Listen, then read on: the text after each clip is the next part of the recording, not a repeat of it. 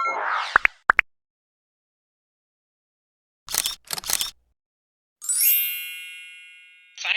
Okay, so let's gossip, okay?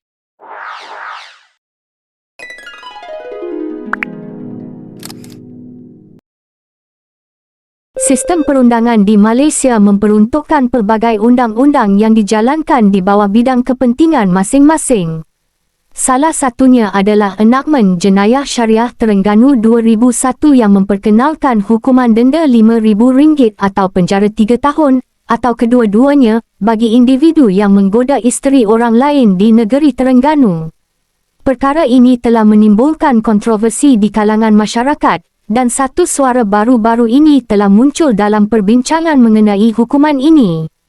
Pengarah terkenal, Michael Ang, telah mengutarakan pandangannya yang berbeza terhadap hukuman tersebut.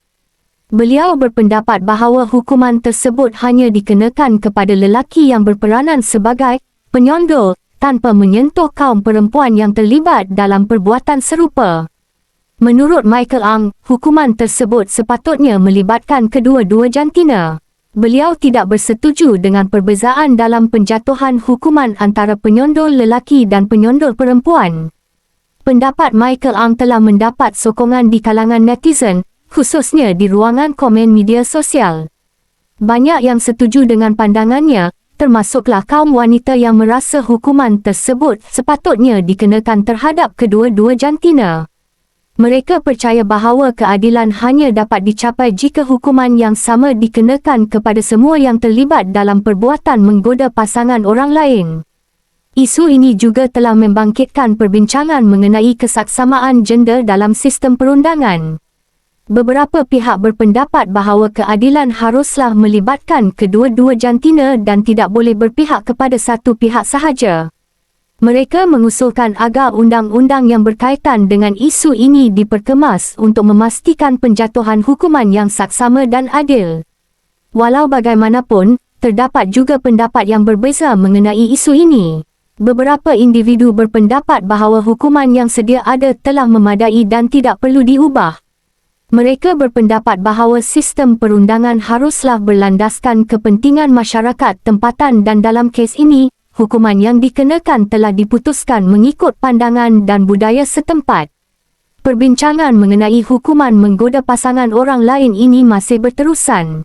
Ia memerlukan tinjauan yang mendalam serta perbincangan terbuka di kalangan pihak berkepentingan dan ahli perundangan bagi mencapai suatu penyelesaian yang adil.